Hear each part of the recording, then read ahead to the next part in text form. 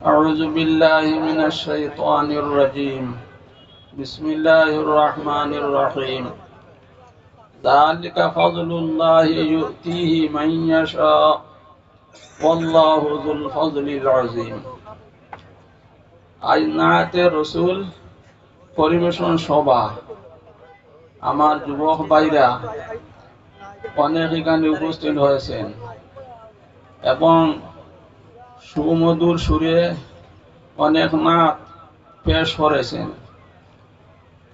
সুমধুর সুর আল্লাহ যাহাকে ইচ্ছা তাহাকে দেন, কিন্তু বড়ই পরিতাপের কথা, নবী আলাইহিস সালাতু ওয়াস সালাম বলছেন, জাইয়ুনুল কুরআনা বিআসওয়াতিকুম, তুমি তাই কুরআনকে আওয়াজ সুরের দ্বারা সৌন্দর্য দান করো। আজ আমাদের এখানে যারা সুমধুর সুরে নাচ পরিবেশন করছেন, ওনারা যদি আল্লাহর কুরআন সুমধুর সুরে যদি পড়তেন, অনেক সওয়াবের ভাগী হতেন, আল্লাহ খুশ হতেন।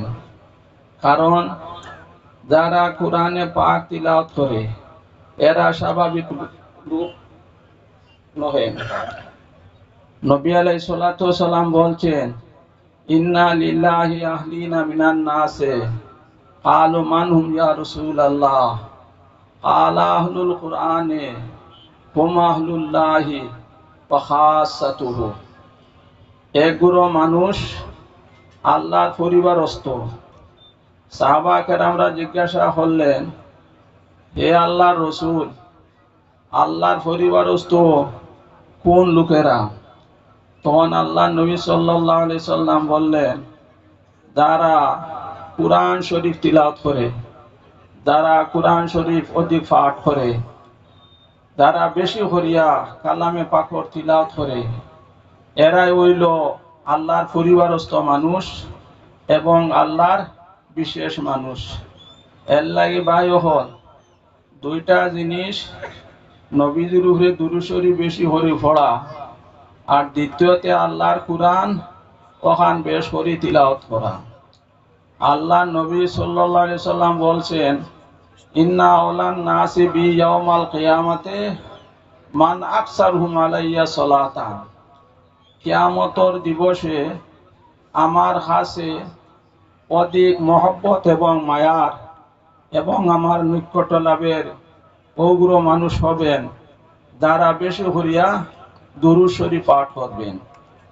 যে সবাই আমরা উপস্থিত হই, আমরা আল্লাহ নবী সাল্লাল্লাহু আলাইহি সাল্লামের উম্মত, বেশি করে দুরূদ শরীফ পাঠ করব, আল্লাহ নবী খুশ হবেন। দ্বিতীয়তে আমরা কুরআন শরীফ, আল্লাহর কুরআন সবচাইতে বড় ইয়াটা হলো জমিনের উপরে আসমানের নিচে মহান কিতাব ইয়াটা হলো কুরআন শরীফ। সেই কুরআন আল্লাহ তার কুদরতের সিনা হইতে দিয়েছেন, সেইটা হইল আমানত। এইটার যাতে আমরা হেফাজত করি, তিলাওয়াত করি, আর যা কিছু বলা হয়েছে কুরআনের মধ্যে তার উপর আমরা বেশি করে আমল করি, তাহলে আমরা দুনিয়াতে কামিয়াব সাকসেসফুল হব এবং পরে হলেও হব। আল্লাহ বেশি করে নবীজির ঘুরে দুরূদ শরীফ পড়ার তৌফিক আল্লাহ দান করেন।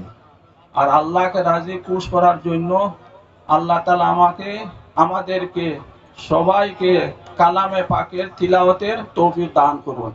এই কথা বলে আমি আমার কথাটা শেষ করলাম।